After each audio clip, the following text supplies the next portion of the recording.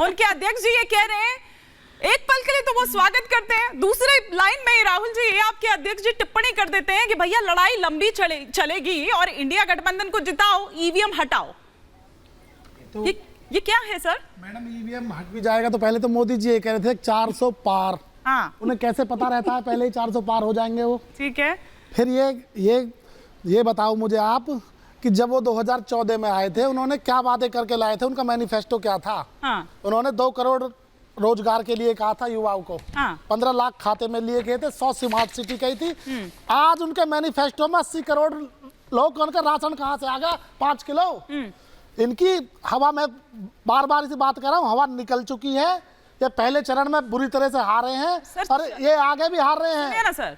उस पर मैं आ जाऊंगी, लेकिन पहले ईवीएम पर बात कर लेते ना, क्योंकि आप लोग ईवीएम मैं इसलिए कह रही हूँ कि आप ईवीएम का शोर तो नहीं काटेंगे। उस दूसरे चरण पर भी आऊंगी, क्योंकि पहले चरण के मुकाबले दूसरे चरण में फिर भी थोड़ा सा वोटिंग परसेंटेज बढ़ा है, उस पर भी हम चर्चा कर लेंगे कि वो क्या कह रहा है। लेकिन पहले ईवीएम पर रहते हैं, फिर चारू जी से एक रिएक्शन। मैडम, जब अमेरिका जैसी डेमोक्रेसी में बैलेट से मतदान होता है तो हिंदुस्तान जैसे में भी हो जाएगा तो क्या परेशानी है?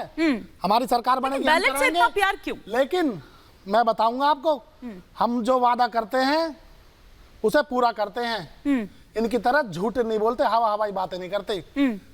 हमने लैपटॉप भी बांट के दिखाए हैं, एक्सप्रेस हाईवे भी बना के दिखाए हैं। और रही राहुल जी की बात, तो राहुल जी ने भी किसानों को कर्जा माफ किया था। ये सिर्फ अपने उद्योगपतियों का कर्जा माफ करते, 16 लाख करोड़ किसानों के बारे में नहीं सोचते। हम एमएसपी भी देंगे, राहुल जी का जो कहना है। हम इनको 1 लाख रुपए, जो डिप्लोमा होल्डर है और जो जैसे बच्चे जिस पढ़े हुए हैं उन्हें 1 लाख रुपए महीने हर कंपनी में एडजस्ट कराएंगे। और जो वादे करेंगे पूरे करेंगे, इनकी तरह झूठ नहीं बोलेंगे। अब क्या हो गया जब मोदी जी को अब हिंदू मुसलमान पे आना पड़ गया फर्स्ट फेज के बाद? ये तो बहुत कॉन्फिडेंस में थे। ठीक है, 400 सीट का। अब क्या होगा जो हिंदू मुसलमान पे आ गए? ठीक है, अब ये मंगलसूत्र बता रहे हैं, उस पर भी आऊंगी। मंगलसूत्र नहीं मैडम, सुनिए आप, अगर मंगलसूत्र की बात थी तो मंगलसूत्र का हिसाब मुझे दे दे।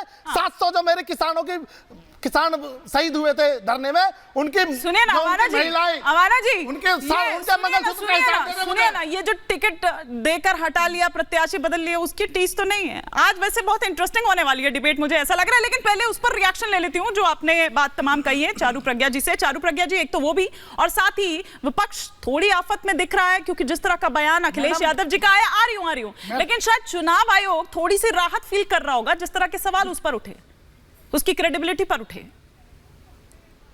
बिल्कुल, आ रही हूँ चारू जी से। हिमानी जी नमस्ते। आज दूसरे चरण की वोटिंग थी, तो सबसे पहले तो मैं एक अपील के साथ शुरुआत करना चाहूँगी। अगर आपने अब तक वोट नहीं डाला और आपकी कॉन्स्टिट्यूंसी में आज वोटिंग है तो प्लीज़ जाकर मतदान कर आइए। ये आपका अधिकार भी है और ये आपका कर्तव्य भी है। आज मैंने भी वोट डाला। एक कविता का तोहफा देना चाहूँगी मैं अपने विपक्षी साथियों को, लेकिन उससे पहले जल्दी 2 बातों के जवाब देती हूँ। पहली बात, अमेरिका की जनसंख्या केवल 33 करोड़ है, हमारे देश की करीब 150 करोड़। इस बात को आप ध्यान में रखिए। जब अमेरिका के पीछे क्यों पड़ा है, चाहे सैम पित्रोदा हो चाहे राहुल अवाना जी? पता नहीं, लेकिन हिमानी जी, दूसरी बात यह है कि सब लोग अपना अपना टारगेट सेट करते हैं। एक मेरी पार्टी है जो अपना टारगेट कहती है अब की बार 400 पार, और एक कांग्रेस है जो अब की बार 4 पार करके दिखा पाएंगे कि नहीं, उसके ऊपर भी बहुत बड़ा प्रश्न चिन्ह लगा है। लेकिन खैर, ईवीएम के नाम पर मैं एक कविता लाई हूं, अगर आप मुझे पढ़ने दें तो प्लीज। और उसका काउंटर मैं संजय जी से लूंगी। जी। शक्ति का अपमान करे, अधर्मी का सम्मान, और फिर चुनाव हारे तो बोले ईवीएम है बेईमान। खुद का नेता पार्टी छोड़े और खुद छोड़े ईमान, और फिर चुनाव हारे तो बोले ईवीएम है बेईमान। खुद के मैनिफेस्टो में गायब है अच्छा काम, और फिर चुनाव हारे तो बोले ईवीएम है बेईमान। भ्रष्टाचार में लिपटे पड़े हैं इनके आला कमान, और फिर चुनाव हारे तो बोले ईवीएम है बेईमान। ये लास्ट वाली लाइन आपने संजय जी का नाम सुनकर जोड़ी है क्या? न्यायालय का, सर्वोच्च न्यायालय का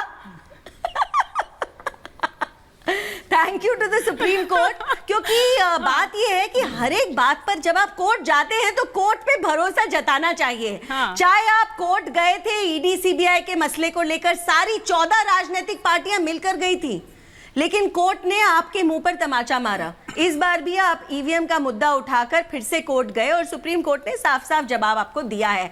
अब मैं ये चाहूंगी कि आप ये ईवीएम का रोना धोना बंद करें और कुछ अच्छे कामों पर फोकस करें।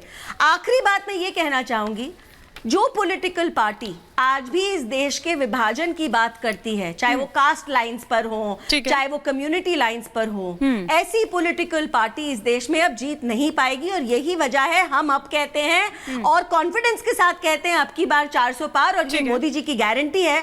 और इनको अभी तक 40 का भी आंकड़ा कैसे पकड़ना है समझ नहीं आ रहा है। संजय जी, आपसे मैं काउंटर चाहूंगी, अगर कुछ पंक्तियां आपने भी यहाँ लिखी हो तो अलग बात है, लेकिन बैलेट पेपर वापस नहीं लौटेगा, यह साफ तौर पर कोर्ट ने कह दिया है।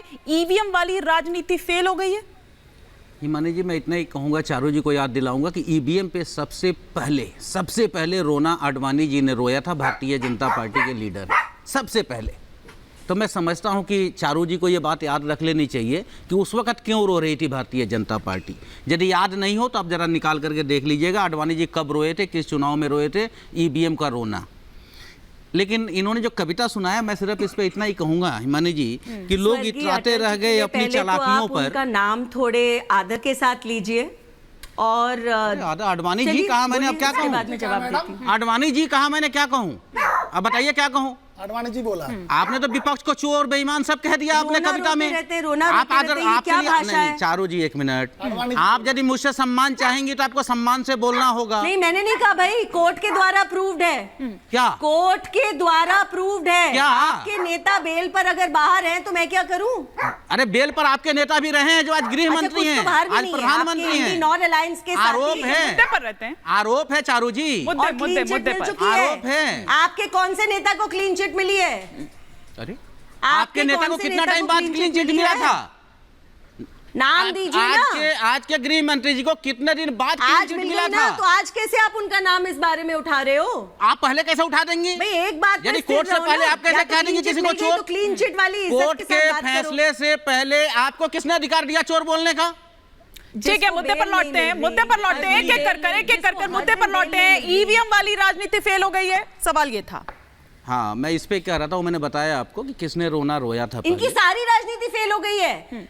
कभी ये धन दौलत हमारे देशवासियों की लेकर दूसरों से बांटना चाहते हैं, कभी ये ईवीएम का रोना रोते हैं। ठीक है संजय जी, अच्छा सुन तो लीजिए कम से कम। लोग इतराते रह गए अपनी चालाकियों पर। ये आपके लिए है चारू जी, भारतीय जनता पार्टी के लिए। आज समझ ही ना पाए कि वो क्या गंवा बैठे हैं। आपने जनता में अपना भरोसा गंवा दिया, विश्वास गंवा दिया, और आप कह रही हैं बस विपक्ष के ऊपर वार करते रहिए, नेहरू को याद करते रहिए। यहाँ पे जनता नेहरू को याद कर लिया कि वो दिन अच्छे थे, वो पुराने दिन हमारे वापस आ जाने चाहिए। वो आपको दिख रहा है। आज की 8 सीटों पे, आज लिख लीजिए डायरी में नोट कर लीजिए, 8 में से आज के डेट में आप 6 सीटें हार चुकी हैं अभी तक।